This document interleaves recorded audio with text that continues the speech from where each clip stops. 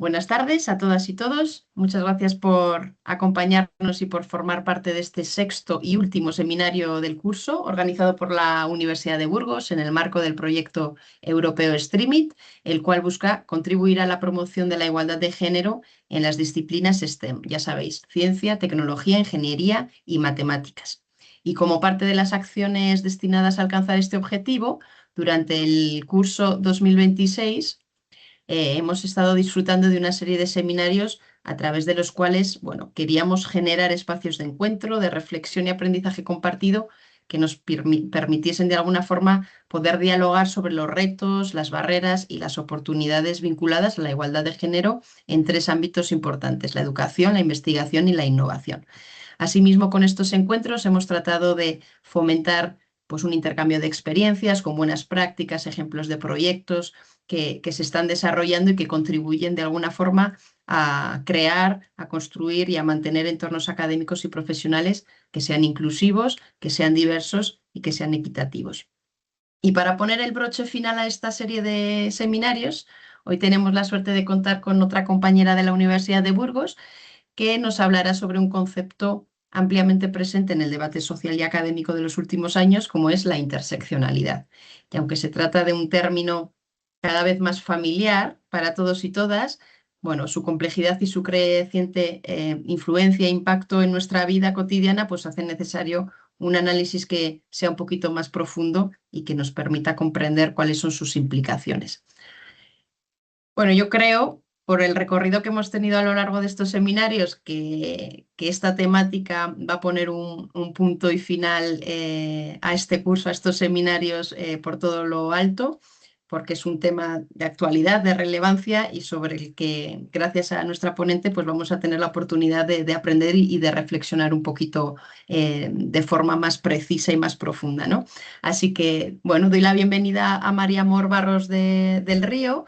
Ella es catedrática de Filología Inglesa en la Universidad de Burgos y doctora por esta misma universidad.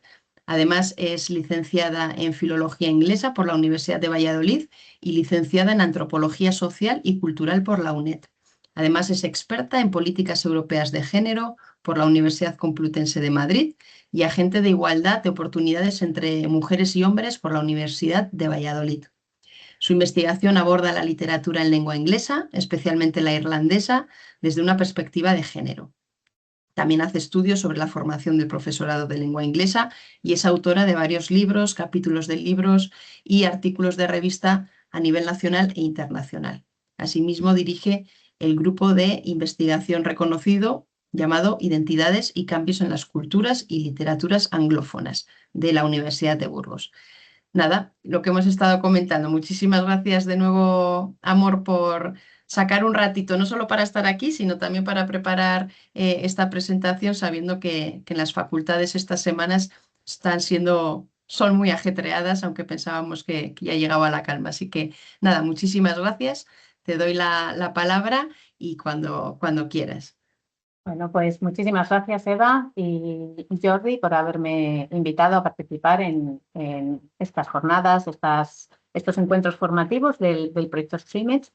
Bueno, ya me ha presentado Eva. Yo trabajo en la Universidad de Burgos en Filología Inglesa y la verdad es que desde siempre los estudios de género me han llamado la atención y entonces he tratado de dedicar todo lo que he podido, mi docencia y mi investigación, a este ámbito.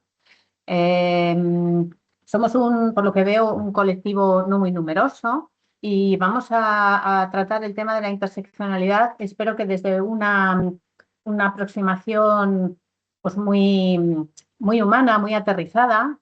Voy a intentar hacerlo lo más aterrizado posible y lo más práctico posible. Entonces, yo sé que en estos foros digitales siempre cuesta mostrarse, siempre cuesta alzar la voz, participar, decir algo. Personalmente, a mí sí me gustaría si las personas que están participando pusieran la cámara, porque así da la sensación de que estoy hablando con personas más que con fotos. Entonces, si os animáis, pues agradecería que pusierais la cámara. Si no, pues lógicamente lo respeto. También daré pie a que haya comentarios, a que comentemos algunas imágenes que vamos a ver. Me gustaría mucho también escuchar vuestros comentarios. Dice aquí alguna participante que no le deja, que no tendrán activada la posibilidad de voz. Vaya, vale, pues voy a echar un ojillo mientras... Vale. Si no, también he pensado en la posibilidad del chat y si os podéis animar, si no podemos hablar ni vernos, pues el chat siempre es otro recurso. Bueno, pues no me entretengo más, voy a compartiros la presentación que tengo preparada y la vamos a ir, aquí estamos. A ver si puedo. Ahí estamos. ¿Se ve completamente, Eva? Sí, perfecto. La pantalla, bien. Sí. Pues eh, mi objetivo general para hoy era presentar el concepto de interseccionalidad y también no solo aprender en qué consiste, de dónde viene y cuáles son sus principales fundamentos, sino también aplicarlo al análisis concreto de experiencias y desigualdades complejas. Eh, Mi charla o mi presentación de hoy va a ir en primer lugar a proponeros un pequeño debate para luego definir lo que es la interseccionalidad, conocer el origen del concepto, aprender a identificar las distintas dimensiones de la identidad que interactúan en la experiencia social. Luego analizaremos algunos ejemplos reales desde una perspectiva interseccional y después os propondré un ejercicio que entre todas y todos pues vamos a intentar resolver desde esa perspectiva interseccional, ¿vale? Entre otras cosas, aparte de aprender lo que es la interseccionalidad, la idea es también cultivar o fomentar entre quienes estamos participando pues, la empatía, la reflexión crítica y luego también fomentar una actitud transformadora, que las injusticias o las desigualdades de las que nos vamos a ir dando cuenta, lleguemos a querer transformarlas. Bueno, pues veremos luego si lo conseguimos, ¿vale? Para comenzar, os propongo esta imagen. Tenemos aquí una imagen de una persona de espaldas. Entonces, mi propuesta es, mirad atentamente esta imagen y vamos a tratar de responder. En primer lugar, esta primera pregunta. ¿Cuáles crees que son las distintas dimensiones de identidad de esta persona que tenemos aquí? En términos de género, raza o etnia, de clase social, de sexualidad, de discapacidad o no, de religión, de territorio de origen, de edad, experiencia migratoria. Fijaos que estamos viendo a una persona de espaldas, ¿no? Entonces, como veo que todavía no tenemos activados los micrófonos, os propongo Sí, amor, que... ya creo que ya pueden ¿Sí? participar con micro y con cámara. Ya veo algunas caras por aquí, así que he Estupendo, porque conseguido yo ya activarlo. no veo caras porque ya estoy viendo la presentación. Así que, bueno, pues si os animáis, así a bote pronto, esta imagen de esta persona, ¿cuáles diríais que son sus dimensiones identitarias, según lo que estáis viendo? Por ejemplo, en términos de género, ¿qué diríais? Bueno, yo la verdad que nada más verla no sé por qué he pensado que es una mujer china. No me digáis por qué, ¿eh? O sea, Muy pero bien. así confieso que he dicho, pues mi cabeza ha hecho una mujer de origen chino o china, no sé por qué, si por el pelo o no me digas. Ujú. Muy bien, Eh, gracias. y el resto pues no me atrevería. Pues hombre, claro, pero clase social pues ya puedes decir, bueno, pues si está ahí que parece, pues no sé si es que no se sabe muy bien si es un laboratorio eh, de física o de no sabemos muy bien de qué, pero bueno, pues ha tenido la oportunidad de estudiar quizás en un nivel superior, por tanto, pues bueno, pues no sé si clase social, pero bueno, al menos pobre de origen diría que no, pero bueno, puede haber tenido una beca y haber podido llegar a estudiar, no lo sé. Ajá, claro que sí. ¿Alguna am, idea más? ¿Alguna interpretación que queráis hacer de cualquiera de estas dimensiones que planteo aquí? Mira, amor, desde el chat, Natalia nos dice que ella considera que es una mujer de la India, podría ser un hombre con pelo largo, aquí ya los sesgos. Gracias, Natalia, por compartir. Buenas tardes. Yo Buenas por tardes. el cuerpo no, también pensé que podría ser, perdona que no ponga la cámara, pensé que podría ser un hombre, pero por el cuerpo no me da, o sea, pienso que es una mujer. No he Ujú, pensado como en nacionalidad, amor. Hola, ¿cómo ujú. estás? Por cierto. Hola, te he reconocido, sí. No he pensado en nacionalidad ni nada, pero lo primero que me vino a la cabeza, una mujer en un laboratorio, fue lo que mi mente pensó. Ujú. ¿Alguien más? ¿Se anima? Tenemos aquí también en el chat, Concheta dice, yo también pensé en mujer por pelo y forma de cuerpo. Ujú, Gracias, Concheta. ujú. Por la posición más que nada, igual da esa forma, pero no sé. No he Ujú, pensado en nacionalidad, en raza, más bien. ajá. Muy bien. Yo quisiera puntualizar, no sé la raza ni la nacionalidad, pero diría mujer entre unos 35, 40 y pocos años. Ujú.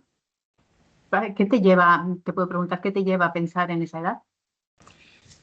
Bueno, tiene el pelo muy negro y hay un reflejo de luz y entonces le veo unas ciertas canas. Entonces he supuesto que, bueno, 35 que empiezan a salir las canas, no tiene muchas, pues 35, 45. Ujú, perfecto, muy bien, muy Mira, bien. Loredana también comparte amor a través del chat y dice que para ella parece ser una mujer con pelo largo que está en un laboratorio, pero no consigue imaginarse cuál podría ser la nacionalidad. Ujú, Gracias, Loredana. perfecto. Bueno, Tenemos voy a otra parar persona que aquí. está ¿Otra escribiendo más? un poco. Sí. Sí, Venga, esperamos a que escriba, porque mira, vamos otra a tener persona, mira, más sí, oportunidades de compartir. Sandra San Martín dice, creo que esta foto es muy interesante porque es muy ambigua, súper, de hecho, con los guantes no se ve el color de la piel, por ejemplo, y no se atreve a aventurar nada sobre su identidad, aunque al ver que se dedica a la investigación se inclina a pensar que es migrante. Gracias, Sandra. Ujú, perfecto. Bueno, lo bueno de la clase de hoy es que no hay respuestas ni buenas ni malas. Es decir, todas son válidas porque todas están basadas en una serie de concepciones que tenemos previas, ya con las que hemos crecido en nuestra cabeza y que en algún momento podemos plantearnos a lo largo de la tarde de hoy si las debemos o queremos desmontar o no. ¿Eh? Entonces, como digo, no hay una respuesta correcta. Yo no sé cuáles son las dimensiones reales de identidad de esta persona, pero me pregunto si esta persona, en lugar de ser una investigadora o una tecnóloga, podría ser una persona que está limpiando esa máquina, una persona que limpia. Me pregunto si podría ser una persona racializada, ¿no? Podría ser una persona trans, quizás. Podría ser una persona que lleva peluca por algún tipo de enfermedad que ha podido sufrir, un cáncer, alguna cosa así. Incluso podría ser una persona sorda, podría ser, ¿verdad? Quiero decir, muchas veces hay dimensiones que no nos planteamos porque no suelen entrar en las definiciones habituales eh, con las que identificamos a las personas según sus entornos, según las actividades que están desarrollando, etc. Con esto yo simplemente quería poner un poco en juego, ¿no? Um, eh, esas creencias que tenemos previas muchas veces. Como digo, ninguna de las que habéis comentado es correcta o incorrecta. Simplemente no hay respuesta para esto. Pero sí es interesante que nos planteemos que si algunas de las dimensiones que hemos tenido en mente pueden alterar o modificar la experiencia vital de esta persona. Si esta persona es la limpiadora, si esta persona es sorda o es ciega, cómo desarrolla su trabajo. Si esta persona está transitando entre distintas sexualidades, qué tipo de trabajo y en qué clase social se sitúa esta persona, aunque ahora la estemos viendo en ese entorno, ¿no? Que parece que solo está dominado por personas educadas y con un alto nivel tecnológico o científico. Pues en los laboratorios también entran otras personas con otras educaciones de base, ¿no? Y también es interesante plantearse si las personas con identidades diferentes viven el mundo de forma distinta. Si esta persona está limpiando, vive el mundo, vive eso de una forma distinta, así es una técnico o si es una persona investigadora. Las funciones son distintas, lo que se espera de esas personas es distinto, sus salarios son distintos, sus funciones son diferentes. Esas identidades pueden variar también a lo largo de la vida, ¿de acuerdo? Entonces, ¿somos una sola cosa? Volvemos a la primera pregunta inicial. ¿Somos una sola cosa? Pues quizá si nos miramos a nosotras y nosotros mismos, podríamos responder, pues lógicamente que no somos una sola cosa, somos muchas cosas y además diferentes cosas en distintos momentos de nuestras vidas. Así que vamos ya a meternos en lo que es la interseccionalidad. ¿De qué estamos hablando cuando decimos interseccionalidad? Bueno, pues os presento a esta mujer de la foto, es Kimberlé Crenshaw. Ella es una jurista y académica afroamericana y para que tengáis referencia, uno de sus escritos que es realmente el que sacó adelante y el que abrió los ojos al público, a la comunidad educativa y profesional sobre la interseccionalidad, es este que os he puesto aquí abajo. Fijaos que es de 1989. Y desde entonces, desde justamente finales del siglo XIX hasta la actualidad, el concepto de interseccionalidad ha estado dando frutos, como mencionaba Eva al principio, muy abundantes. De tal manera que aquella intuición inicial que ella se planteó, y luego os cuento por qué llegó a esta intuición, ha ido desarrollándose en un corpus complejo y diverso de un excelente marco teórico a la hora de abordar las desigualdades de todo tipo, o situaciones de injusticia que a través de un análisis interseccional nos permiten esclarecer cuáles son esos elementos que participan de esos desequilibrios, de esas injusticias y cómo solventarlos. Vamos a ir a por la definición de interseccionalidad. ¿Qué es? Pues realmente es una herramienta, es una herramienta conceptual y analítica que nos permite comprender cómo distintas dimensiones de la identidad y distintos sistemas de poder actúan simultáneamente sobre la vida de las personas. Entonces, digamos, como pongo aquí, que es una metáfora para comprender cómo múltiples formas de desigualdad o desventaja se combinan y pueden llegar a agravarse entre sí. Os pongo a la parte de abajo de la diapositiva una charla TED que dio esta autora, Crenshaw, que me parece parte de emotiva impactante, muy interesante. Si tenéis la oportunidad, aunque está en inglés, también podéis sacar los subtítulos en español si eso es un problema. Y os animo a que lo veáis. Claro, esto que hemos estado viendo, el género, la raza, la edad, el origen, son partes de nuestras identidades. Pero las identidades, y esta es una clave muy interesante que plantea Crenshaw y que es la base de la interseccionalidad, no se suman, se entrelazan. Y se entrelazan de tal manera que llegan a configurar una identidad particular para cada uno y cada una de nosotros. Por ejemplo, una mujer negra no experimenta el sexismo y el racismo por separado, sino una combinación única de ambos ejes, de ambas dimensiones.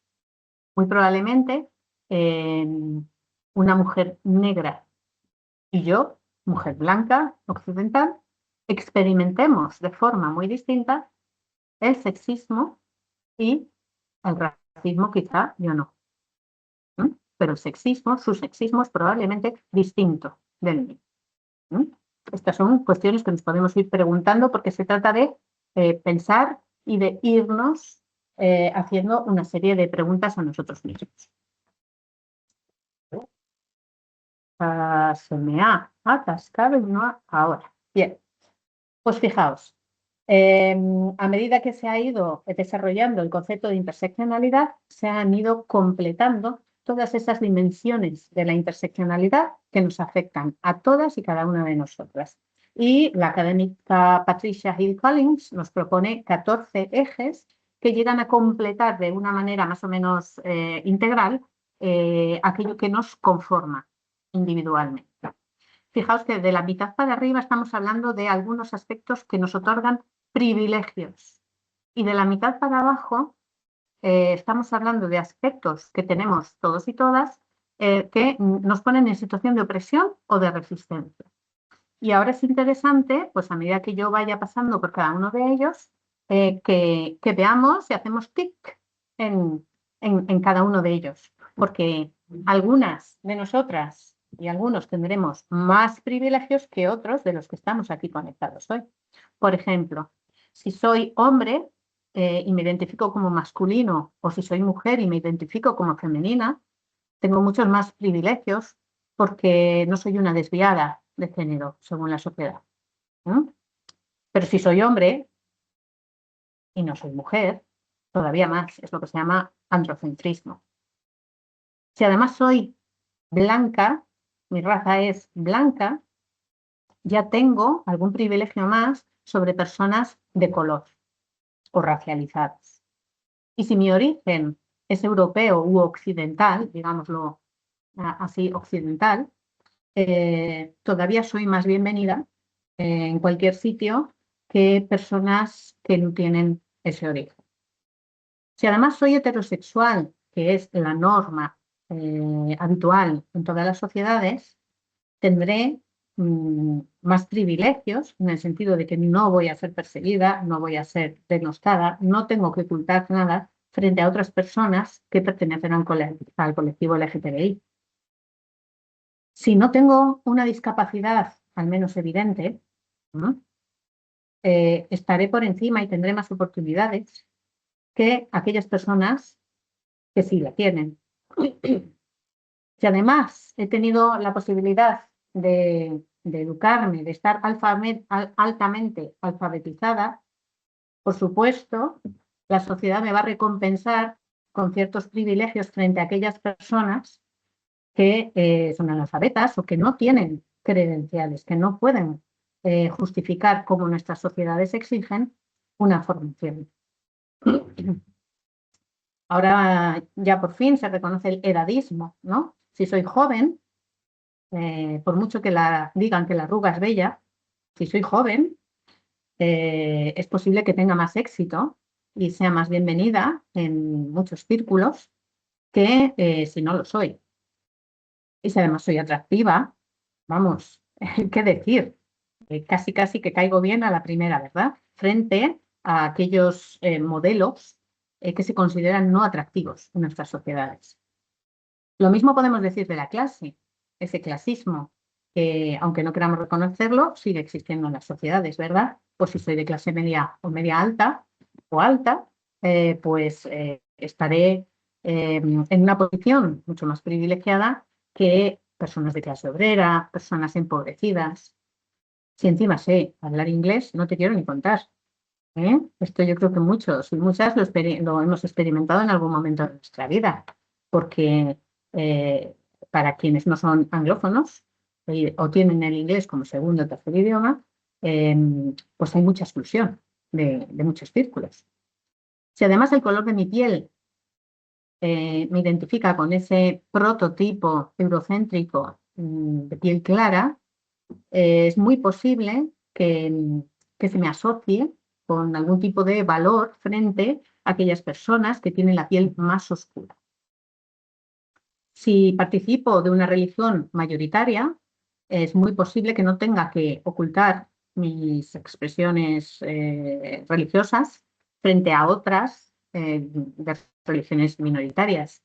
Y por último, en nuestro mundo utilitarista, si soy fértil, ¿no? Incluso si no tengo descendencia, pero si soy fértil, tendré más valor para la sociedad que si soy estéril. A medida que he pasado por todos estos ejes de privilegio, yo creo que todas y todos hemos ido haciendo tic, tic, tic, a ver cómo encajábamos en esa zona de privilegio en la que queremos estar, ¿verdad? Porque queremos pertenecer y porque queremos sentirnos acogidos y acogidas. Pero daos cuenta de que algunos de estos ejes pueden cambiar a lo largo de la vida. Yo antes era joven, ahora tengo edad mediana, pasado mañana ya no estaré ahí arriba y estaré ahí abajo. Lo mismo puede pasar si tengo un accidente y entonces adquiero una discapacidad. De un día para otro, los ejes pueden cambiar. Algunos ejes cambian, otros no, pero algunos sí. Y daos cuenta entonces que lo que permite todo este recorrido a la hora de mirar la realidad es que nos sitúa en unas zonas que a veces están rozando el privilegio, la opresión, otras veces se suben por arriba de privilegio, otras veces no hay quien las levante de abajo del todo de la opresión, ¿no? No sé si en este punto queréis comentar algo. Podemos estar más o menos de acuerdo con cómo se han nombrado los ejes, con cómo se llaman a esas actitudes frente a esos ejes. Pero bueno, como digo, esto es la medida en la que se ha desarrollado hasta el 2016, como veis más abajo en la diapositiva, la posibilidad de analizar distintas situaciones desde esta perspectiva interseccional. ¿Queréis comentar algo que os haya llamado la atención o que no hubierais caído previamente o que, no sé, cualquier cosa? Yo, María, si me permite, sí que tengo una curiosidad entre este eje que habla de racismo y el eje que habla de colorismo. La diferencia que hay entre estos dos ejes, ¿no? Que están relacionados de alguna forma, o desde mi punto de vista, sin saber demasiado, que podría confundirlos. No sé si hay alguna clave de diferenciación entre ambos. Pues la clave de diferenciación es básicamente el ideal que ha construido nuestra sociedad, nuestras sociedades occidentales, me refiero, de persona con éxito. Y la persona con éxito, por antonomasia, es una persona, lo que se llama el WASP, White Anglo-Saxon Protestant, un hombre blanco, anglófono o, bueno, de una Europa del Norte, y lógicamente con esos orígenes, pues de una piel quizá más clara y más impoluta, que no ha tenido que mancharse las manos trabajando de sol a sol, y que, bueno, pues un trabajador o trabajadora de cuello blanco, que se dice. Quizá ese es el prototipo de ejecutivo, ejecutiva, pues con éxito y, bueno, pues de piel clara, ojos azules, bueno, ya conocemos quizá ese prototipo, Sí. ¿no? Pero sobre todo porque la piel clara, tradicionalmente más antes, ahora especialmente en España, no porque nos gusta estar morenos, no sé por qué, con la que está cayendo, con lo mal que es el sol, ¿no? Pero se identificaba sobre todo en las clases altas como de piel clara y blanca porque no tenían que exponerse a los trabajos arduos al aire libre. Entonces, bueno,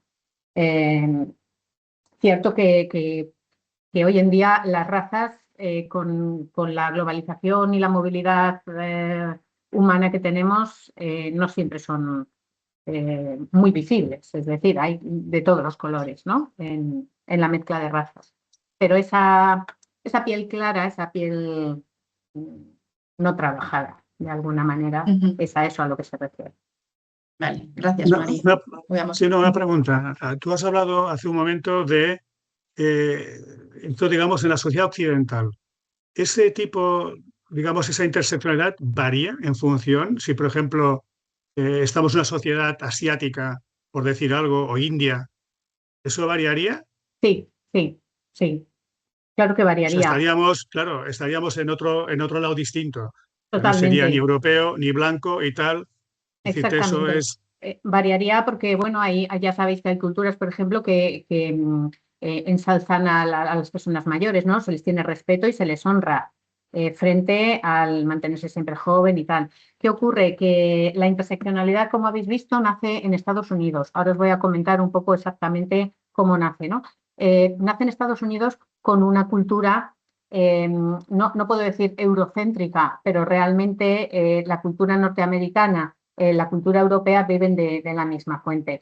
Son culturas occidentales con valores muy similares, que con la globalización se están extendiendo incluso a aquellas otras culturas que tradicionalmente, milenariamente han tenido otros valores.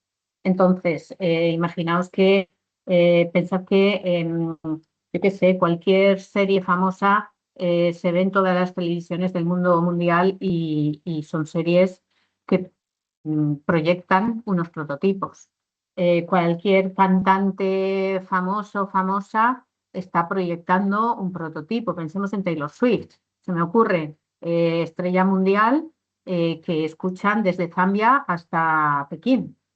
Tenemos unos iconos que ya han traspasado todo tipo de frontera geográfica y de frontera cultural y cada vez estamos yendo a unas concepciones culturales más monolíticas que se aproximan cada vez más a esta rueda.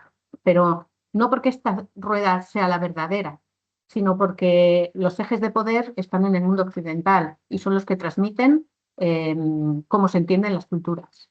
Es así. Y el mundo anglófono, con Estados Unidos a la cabeza, es quien está colonizando culturalmente el resto del planeta.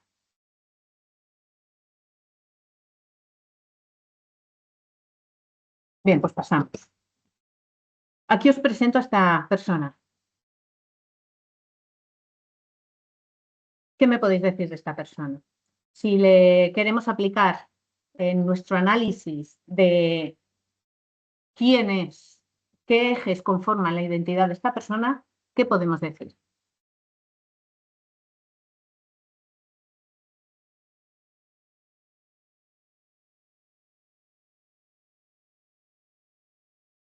pues, mujer negra con discapacidad y LGTBI. Pues vamos, vamos, no sé. Muy bien, muy bien. Bueno, mujer negra, no sabemos si es trans o no, porque la camiseta dice trans, entonces quizá no sea mujer o no se identifique como mujer. ¿eh? Está racializada, sí. Puede ser. La piel de color negra, de raza negra, quiero decir. Está en una silla de ruedas, está en un entorno urbano, por lo que podemos ver, ¿verdad? Y está anchita, ¿verdad? Más o menos podemos decir algo así de edad, madurita, como yo o más, ¿sí? Bien. Pues cuando hablamos de las dimensiones de la interseccionalidad, lo que vemos es que en una sola persona confluyen, por ejemplo, he puesto yo aquí 4 círculos, pero pueden confluir muchos más, como hemos dicho, ¿no? Es una persona con una identidad trans o una diversidad de género, es una persona racializada, es una persona que, que tiene un tipo de discapacidad que en este caso es visible, pero puede haber otras muchas que no sean visibles. Y tiene una apariencia de una corporalidad que puede llevar a una gordofobia, ¿no?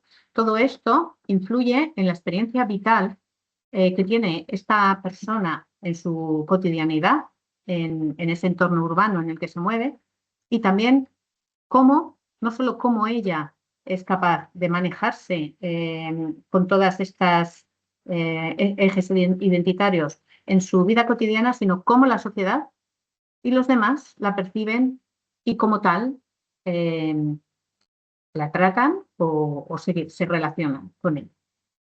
A lo que vamos es que las dimensiones de la interseccionalidad son únicas y exclusivas, específicas de una experiencia social propia. Esta persona, si no estuviera en silla de ruedas, tendría una experiencia social un poco diferente. Y si fuera de otro color, también diferente. Es decir, si vamos cambiando cada uno de los ejes que nos configuran, nuestra experiencia social va cambiando. ¿Esto qué nos indica? Pues que, como pongo ahí, que las identidades son múltiples, situadas en el momento y en el lugar, el momento histórico y lugar correspondiente, y además son relacionales. No existimos solos, existimos en relación. Los privilegios y las opresiones, como seguramente hayamos pensado en nosotros y nosotras mismas cuando hemos ido repasando los ejes de las dimensiones de la identidad, pueden coexistir en una misma persona. Es muy posible que alguna de nosotros nos hayamos visto reflejados en ejes que estaban abajo, no solo en los que están arriba. Y esto nos indica que las desigualdades no se pueden abordar desde un único eje de análisis. Es una mujer, ya está. O es negra, ya está. No, eso es una simplificación absoluta de un análisis que no es el que quiero transmitir hoy. Hoy lo que quiero transmitir es que la mirada profunda, que es verdaderamente investigadora y que es verdaderamente transformadora, va más allá de un solo eje. Va más allá de... Hay que pensar un poco más allá. Acordaros de la imagen inicial de la persona de espaldas. Hemos hecho conjeturas, pero si supiéramos y pudiéramos rascar nuestra imagen o nuestra creación de esa identidad, seguramente cambiaría. Y por tanto, la interseccionalidad es una teoría, pero también una metodología de análisis. ¿Alguna duda hasta aquí? No. Bien. Pues esta metodología de análisis nos la presenta Patricia Collins en lo que ella denomina la matriz de dominación. Porque ella dice que la opresión no puede ser comprendida como una serie de añadidos, lo veníamos comentando antes. Racismo, sexismo, clasismo, heterosexualidad obligatoria, forman un sistema interconectado que se refuerza mutuamente. Recordad que si sumábamos ejes que estaban arriba en la zona de privilegio, éramos muy privilegiados y privilegiadas. Pero si ya algún eje nos tocaba de los de la parte de abajo, en nuestra propia identidad, no he terminado de ser la más privilegiada de tanto como podía ser, ¿verdad? Entonces, lo que plantea Collins es que estos dominios, esta forma de entender la realidad, que no siempre es ni justa ni equitativa y que conviene estudiarla bien, la podemos encontrar en 4 espacios o en 4 como en 4 grados, en 4 grados diferentes que además se refuerzan entre sí. Fijaos, ella plantea que hay un dominio estructural. Hay leyes, hay políticas y hay instituciones que organizan esta opresión. Por ejemplo, las leyes, los sistemas legales que tenemos, qué es lo que penalizan y qué es lo que favorecen. Incluso las fórmulas como organizamos nuestra economía, qué es lo que favorecen y qué es lo que penalizan. O nuestros sistemas educativos, cuáles son los valores que fomentan y cuáles son aquellas actitudes que penalizan. Ese es el dominio estructural, pero es que al lado de ese dominio estructural hay un dominio disciplinario para controlar un comportamiento de tal manera que ese comportamiento entre dentro de lo que consideramos positivo y castigue aquello que consideramos negativo. Ahí tenéis, por ejemplo, pues algunos cuerpos como el de policía, o tenemos la administración que se arma de burocracia, o tenemos un sistema médico que favorece ciertas cosas o que, digamos, por ejemplo, financia ciertas cosas y otras no. Esto es cuestión de ir planteándose preguntas.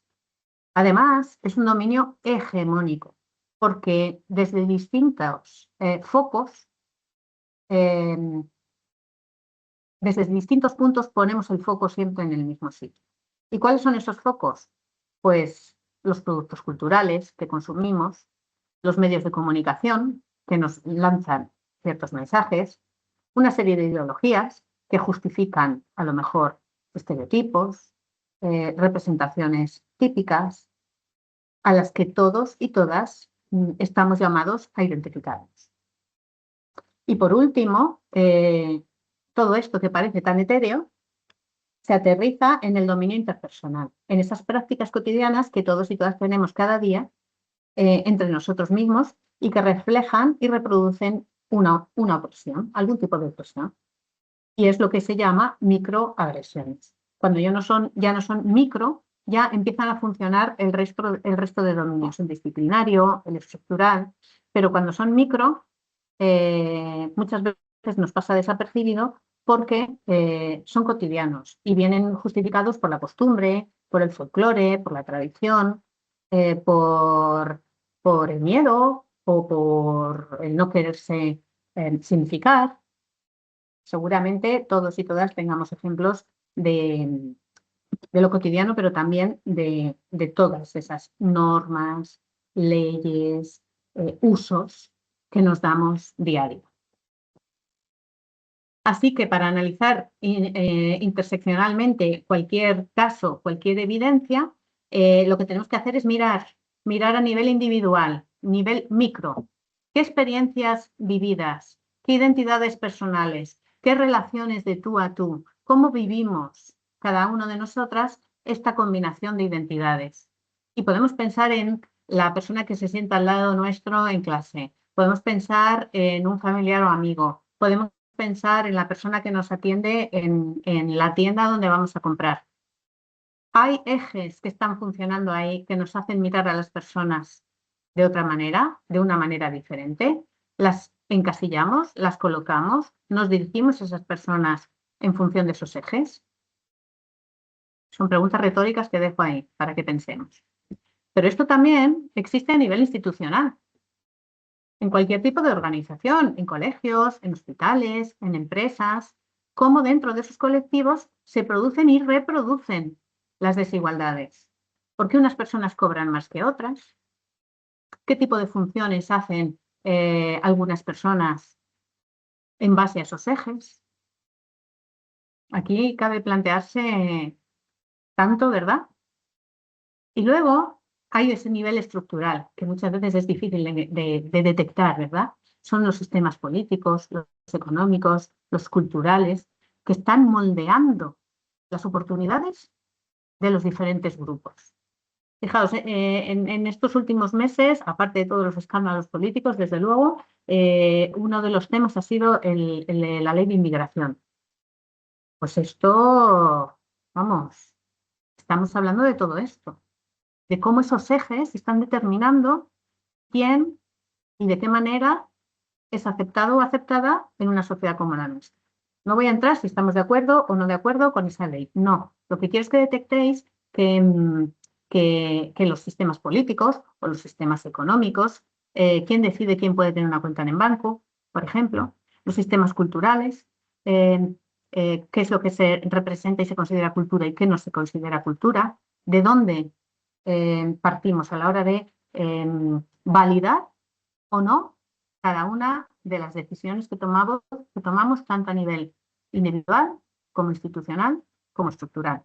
Si lo pensáis, son todos los ejes funcionando, interrelacionándose entre sí, bien por arriba o bien por abajo. Entonces, la interseccionalidad lo que nos anima, lo que nos permite es buscar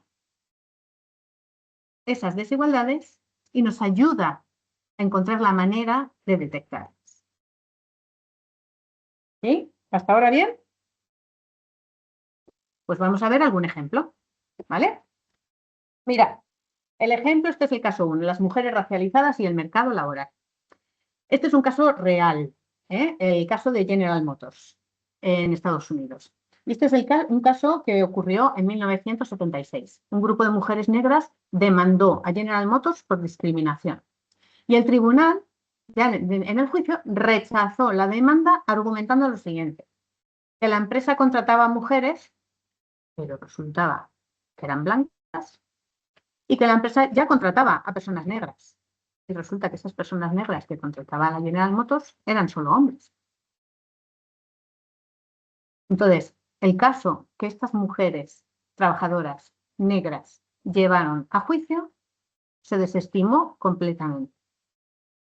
¿Por qué? Porque no se había tenido en cuenta la intersección que provocaba esa desigualdad y esa marginación a estas mujeres por ser mujeres y negras.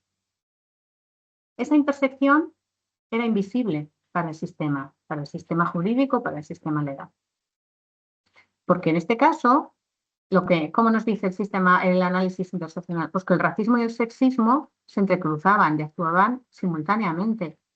Las leyes decían que las empresas tenían que contratar mujeres y la empresa estaba cumpliendo con eso, porque contrataba mujeres, pero resulta que solo contrataba blancas.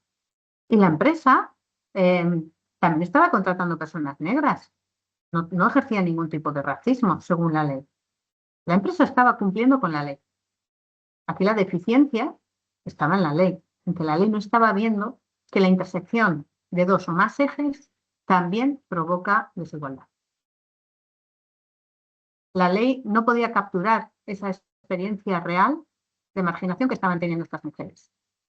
Y la opresión no se puede dividir en partes separadas. Recordemos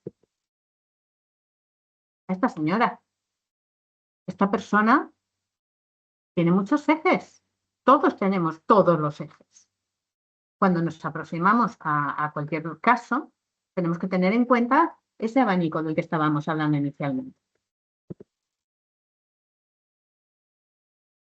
Este es precisamente el caso en el que estaba trabajando Kimberlé Crenshaw, la creadora del concepto de interseccionalidad. Y con este caso es con el que ella despertó a esta intersección de dos o más ejes que hacían de cada experiencia de marginación una experiencia única. Su lucha ha sido a través del ámbito jurídico. Pero esta visión no se limita solo al ámbito jurídico. Se expande a todos los ámbitos de actuación de nuestras vidas, a todas las disciplinas. Veamos otro caso. Este es el caso de una persona migrante que vive en la pobreza y tiene un problema de acceso a la salud. El escenario es el siguiente: una mujer inmigrante indocumentada con escasos recursos económicos y con hijos a cargo.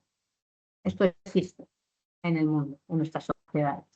Esta mujer no puede acceder al sistema sanitario público por su situación administrativa. Es una sin papeles. Además, por ser mujer, ella está expuesta a violencias específicas, violencia de género, explotación laboral, imaginad, con bastante indefensión. Precisamente es su pobreza, su falta de papeles, la que reduce aún más sus opciones de protección y sobre todo de denuncia. Ella es una ilegal. Y los servicios sociales que están precisamente para ayudar a personas en riesgo de marginación y de pobreza no pueden resolver su caso, porque es el pez que se muerde la cola. No tiene papeles, es pobre, entra en un círculo vicioso del que no puede salir. ¿Qué nos enseña un análisis interseccional? De nuevo, que las políticas de un solo eje son insuficientes, que los servicios sociales han de fijarse en más cosas, no solo en los ingresos, que la atención va más allá, porque en esta persona se juntan varios ejes. Que la intersección crea vulnerabilidades que existen en identidades únicas. Esta mujer en algún momento ha podido ser minoritaria, pero en varios momentos de la historia, incluso en nuestra historia contemporánea, esta mujer ya no es minoritaria. ¿Están cambiando los servicios sociales? ¿Están cambiando las leyes? No lo saben. La cuestión es que se necesitan respuestas institucionales que consideren estas complejidades, que muchas veces quedan ocultas. Y también la investigación debe capturar, y nuestro ojo crítico debe capturar, las experiencias multidimensionales, como en este caso.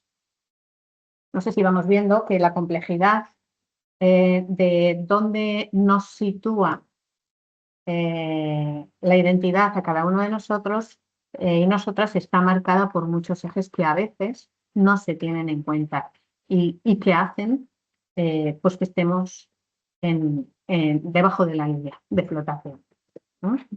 Vamos a hacer un ejercicio. Venga, os propongo este ejercicio, podéis abrir los micrófonos. Si no os atrevéis, había puesto que compartieseis en el chat, pero como he visto que sí que hay gente que se anima a compartir, pues vamos a ver si nos sale. Este es un curso de formación online. Imaginaos que estamos en una empresa y que tenemos que crear un cursito como este de formación online.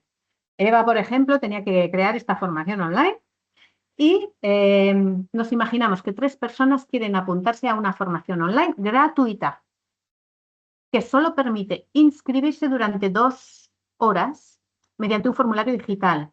Y además hay que hacer una videollamada de bienvenida que es obligatoria. Es un poco como hoy os he pedido que participaseis, ¿no? Que abrieseis el micro. Bueno, pues con una videollamada de bienvenida obligatoria. Y tenemos 3 casos. Tenemos el caso A, que es una persona con buena conexión a Internet, pero con responsabilidades de cuidados por la tarde y muy poco margen para cambiar los horarios. Tenemos otra persona que está interesada, que tiene tiempo disponible, pero su conexión digital es inestable y además tiene muy pocas habilidades. Es más una persona analógica, no es tan digital. Ahí le cuesta un poco. Y luego tenemos otro perfil, que es una persona con experiencia en herramientas digitales, pero tiene movilidad reducida y además tiene unos recursos económicos muy ajustados, ¿no? Entonces, además de proceder ahora a valorar estos casos, lo que me interesa es que si nosotras y nosotros estamos en la situación de montar un curso online, de crear algo para un público abierto, tendríamos que plantearnos y preguntarnos, ¿lo que estamos haciendo contiene barreras para que las personas que están al otro lado puedan participar? En los casos que os planteo aquí, que son 3 casos diversos, ¿qué 2 o más factores se entrecruzan?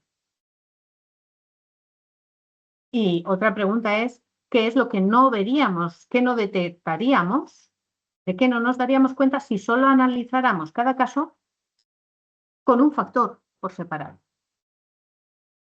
Así pues, mi pregunta para vosotros y vosotras es, ¿qué caso puede encontrar más barreras? ¿Cuáles son los ejes que se entrecruzan en cada caso? ¿Qué es lo que pasaríamos por alto si solo miráramos un factor?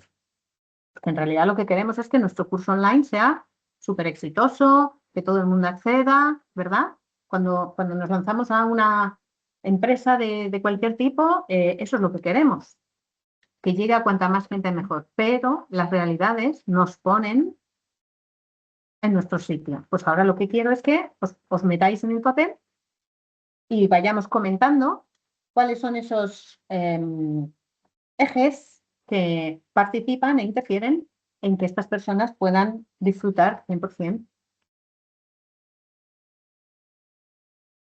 No hay respuesta correcta ni incorrecta, ¿eh? Entre todas y todos construimos, así que venga, vamos a participar. Amor, es que a mí me parece que si nos ponemos a rascar en cada una,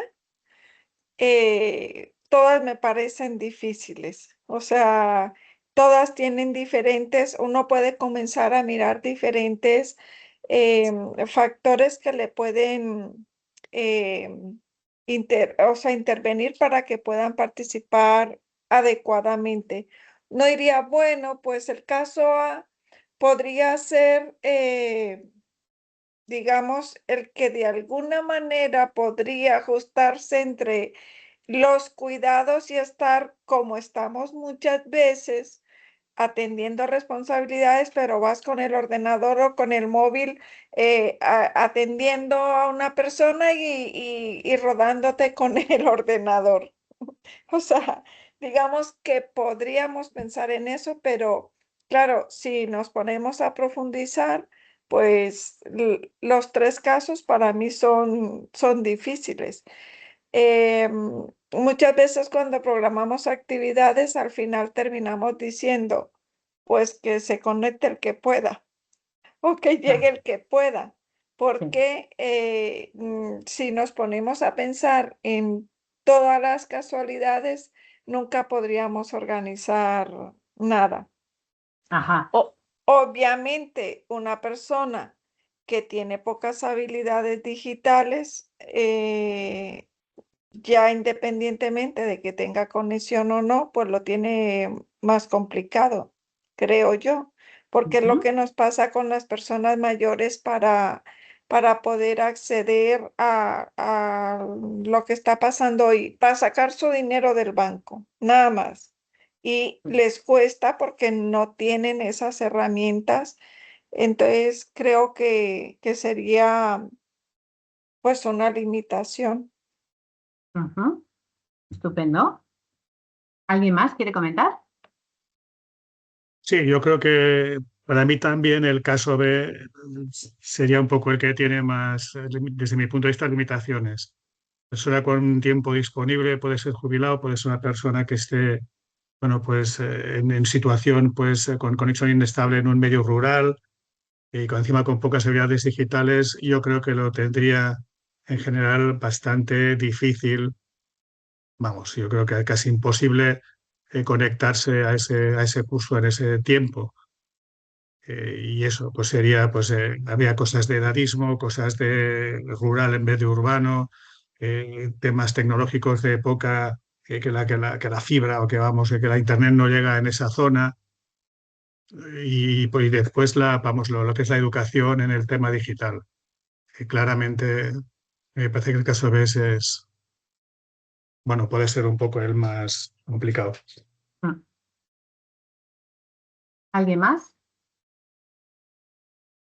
En el chat tenemos un comentario, dos, a ver, de Loredana. Una nos dice, creo que el caso que puede encontrar más barreras es el C, porque se cruzan los factores económicos y la imposibilidad quizás de usar un ordenador. Si solo consideramos un factor, pasaríamos por alto todos los otros. Si fuera posible, daría la posibilidad de participar a todos de la manera en que pudieran. Y luego, Ujú. si quieres, Loredana, comentar algo a viva voz para complementar tu comentario en el chat, estupendo. También tenemos otro comentario de Jennifer que pone, pienso que el caso B puede encontrar muchas barreras, no por falta de tiempo, sino porque el tiempo A todos, disponible... ¡Uy! aquí Ay, encuentro perdona. a dos de mis profesoras del grado. Ajá. No sé si se acuerdan de mí, pero que yo ya lo tengo. Y bueno, pues yo creo que es muy importante darles la posibilidad a a las personas que no pueden participar en situaciones como estas, como un curso que les puede ayudar para ampliar sus visiones, sus capacidades. Sería muy importante que pudieran participar como pudieran, porque en el caso, por ejemplo, de la persona que puede utilizar herramientas digitales, que puede ser cualquier persona, tanto mayor como mm, joven, pero que tiene un problema de discapacidad o no tiene un ordenador de la mano, tiene que ir a un sitio para conectarse. Entonces sería muy útil que pudiera. Hay que dar la posibilidad más de participar, de poder formar parte de una comunidad, no cualquier problema que tengan, pero no es fácil, yo lo entiendo. Y nada, no sé qué más, que me he emocionado un poco. Muy bien, muchas gracias por compartir. Quedaba, no sé si otro comentario en el chat, Eva. Sí, gracias Loredana por compartir a viva voz. Sí, hay otro comentario de Jennifer que dice, pienso que el caso B puede encontrar muchas barreras, no por falta de tiempo, sino porque el tiempo disponible por sí solo no garantiza una participación real. A veces se da por hecho que si una persona tiene tiempo, entonces puede acceder a una formación online sin problema, pero eso simplifica demasiado la situación. En este caso se cruzan al menos dos factores importantes, una conexión inestable y pocas habilidades digitales. Esto muestra que la participación online no depende únicamente de la voluntad o de la disponibilidad horaria, sino también de las condiciones materiales y de las competencias necesarias para desenvolverse en entornos digitales. Una persona puede querer participar y tener tiempo para hacerlo, pero si la conexión falla, si no sabe manejar bien el formulario, si le cuesta acceder a una videollamada o si se siente insegura usando herramientas digitales, su acceso no es igual al de otras personas. Si analizamos solo el factor tiempo, podríamos concluir erróneamente que el B no tiene grandes dificultades. Sin embargo, estaríamos invisibilizando otras barreras menos evidentes, pero igual de importantes. La brecha digital no es solo tener o no tener Internet, sino también la calidad de esa conexión, el tipo de dispositivo disponible, la familiaridad con las plataformas y la confianza para utilizarlas.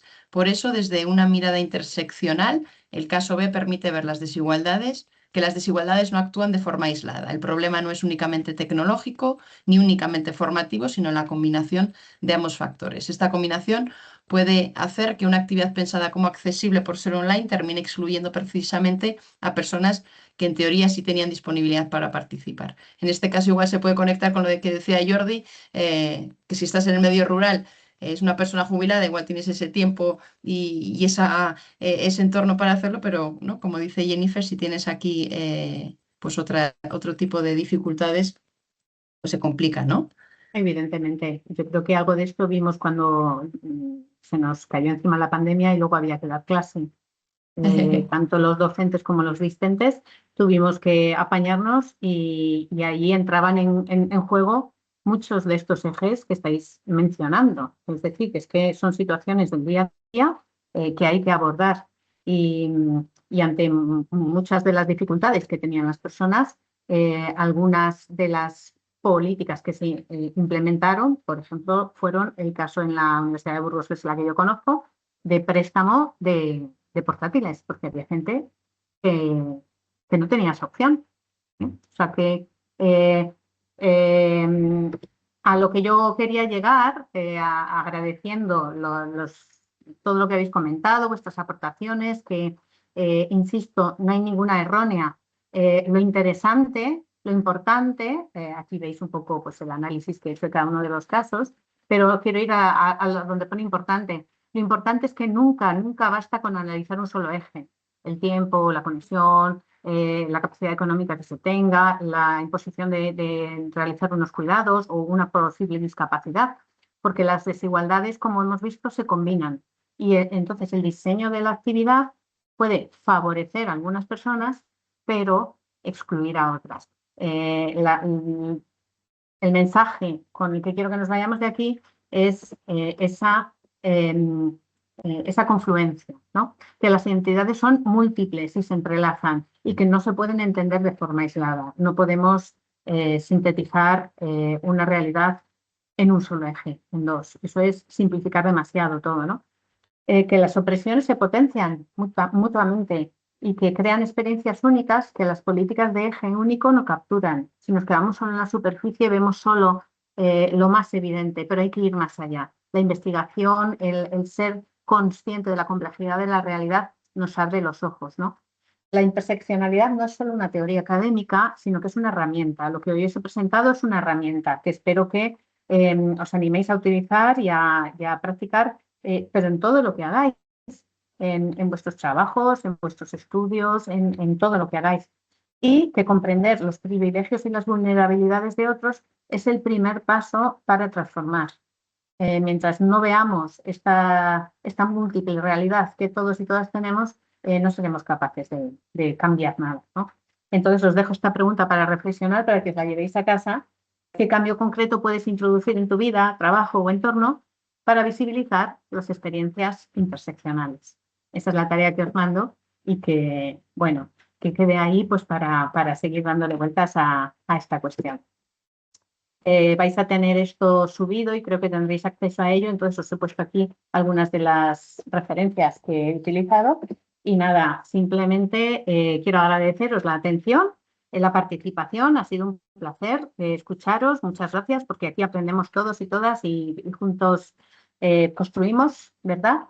Y si hubiera alguna pregunta, algún comentario, alguna reflexión que deseéis hacer antes de acabar, pues este es el momento. y dejo de compartir para veros. Aquí estamos. Pues nada, muchísimas gracias, Amor, por esta sesión. Yo me llevo, gracias por compartir también después la presentación. Os la haremos llegar a través de correo, ya que al apuntaros habéis utilizado, bueno, os lo enviaremos al correo que habéis utilizado para inscribiros y ahí tenemos todas las referencias. Yo ya me había apuntado muchos nombres para buscarlo luego, pero gracias a las referencias pues hay muchas lecturas para el siguiente mes, no, pero para el siguiente seguro que sí, poder profundizar un poco más. No sé si alguien quiere hacer algún comentario, alguna pregunta, quiera compartir qué le ha parecido la sesión, qué le ha aportado. Bueno, yo lo primero, gracias, Amor, por compartir y por contarnos, porque hablemos de estos temas. Lo que yo pensaba es que un poco a veces tenemos la sensación de que esto ocurre solo acá, ¿no? O sea, en Occidente y pues desde la visión que nos han transmitido desde aquí, pero esto se ha trasladado a otros sitios. Si nosotros miramos, por ejemplo, hacia América, es que me cuesta decirlo, Latina o América, Vía Yala, como le llaman las comunidades indígenas a todo lo que se llama América, que es Vía Yala.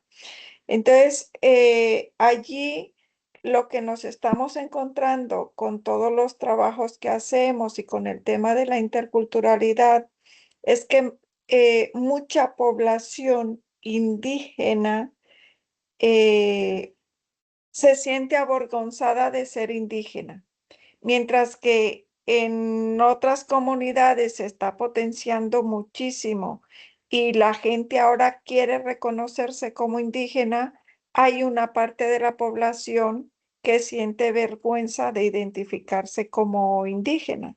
Entonces va como un poco esto desde lo que hemos aprendido de cuál es el modelo occidental, qué es lo que sería ideal y esto cómo va calando en la mente de los seres humanos, ¿no? Y que se transfiere mucho pues a través de las películas, a través de las series, Claro. a través de todo aquello que muestra como el ideal de mujer o de hombre que deberíamos ser todos los habitantes del planeta, ¿no? Mm. Y llega a cala muchísimo. Hay unos estudios que hemos hecho y de una tesis doctoral en Chile, por ejemplo, y en comunidades indígenas hay gente que niega ser indígena, aunque le estés viendo, o sea, tú le estás viendo y ellos lo niegan, no quieren aceptarse como indígena. Solo en las comunidades que se está viendo el valor que tiene y la lucha que hay de esas poblaciones, se está trasladando ahora a todo lo que nos podrían enseñar de las cosas que hemos perdido. Entonces, bueno, nada, solo un comentario, solo decir eso, ¿no? Que estas cuestiones también se trasladan a otros contextos y a otras poblaciones. Muchas gracias, Marta. Tienes toda la razón. Y como dices, es bueno, siempre desde los tiempos remotos los de abajo han querido parecerse a los de arriba, sean quienes sean los de arriba, ¿no? Nosotros también participamos en nuestra medida, nosotros y nosotras, de esos estereotipos.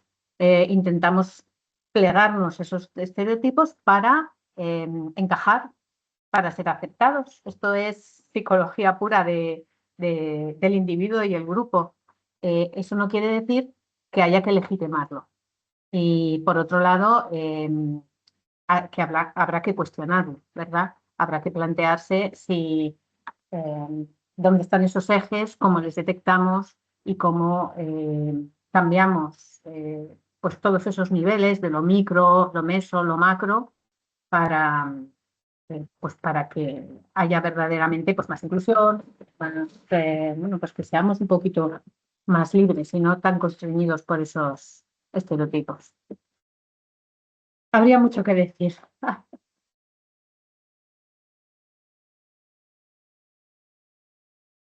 Pues Y no bueno, sé. sí, no, yo, a ver, quiero decirte que está bien el tema, sí, y es interesante, digo, pero yo creo que cada sociedad tiene esos sesgos, independientemente. O sea, dentro de los indígenas seguro que también allí funciona el tema de los privilegios, y también tienen su tema de interseccionalidad. O sea, cada sociedad debe tener un poco lo suyo, da un poco la impresión. El ejemplo que has puesto claro, de las General Motors hace 50 años. La sociedad también ha variado mucho en esos 50 años.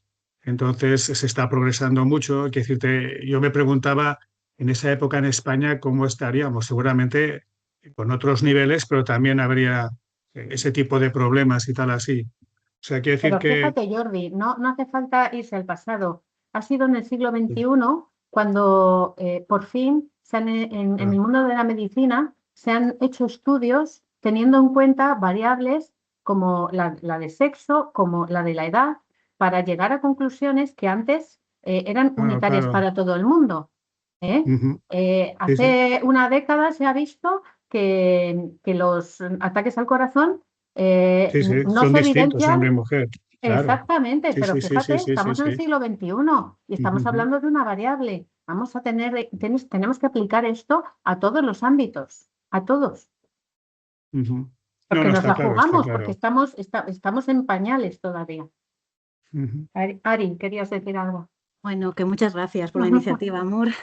He conectado muy tarde y al hilo que comentaban todos los compañeros y compañeras, creo que hay un error en el que me incluyo como agente muchas veces desde el punto de vista también educativo y es proyectar las capas de la interseccionalidad en un mismo tamaño. Creo que no es lo mismo una capa que otra. Es muy importante ordenar esas capas, ¿no? No va a ser lo mismo ser negra que mujer, que con discapacidad. A veces en la discapacidad hay un activista iraní que dice, por fin me han reconocido en la discapacidad de todas sus intersecciones. Creo que hay que escuchar cómo se autoidentifican esas personas desde dentro y no proyectar nosotras supuestos como que no podemos, ¿no? Como humanos, seres humanos, proyectar etiquetas porque creo que nos dan seguridad, pero es que a veces simplemente es tan sencillo como cómo se autoidentifica esa persona. Escuchar Claro.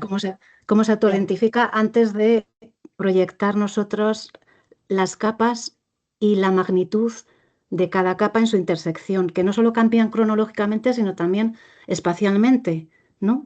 No solamente estoy de acuerdo contigo, amor, que eso que hemos pasado pues a otra edad, a otra situación social, ¿no? Con el tiempo, pero que espacialmente, por ejemplo, Chimamanda Ngozi, ¿no? La autora nigeriana, cuando va de Estados Unidos a Nigeria, Sí, esa interseccionalidad cambia. claro. Que la identidad es múltiple, pero en el tiempo, en el espacio y totalmente subjetiva.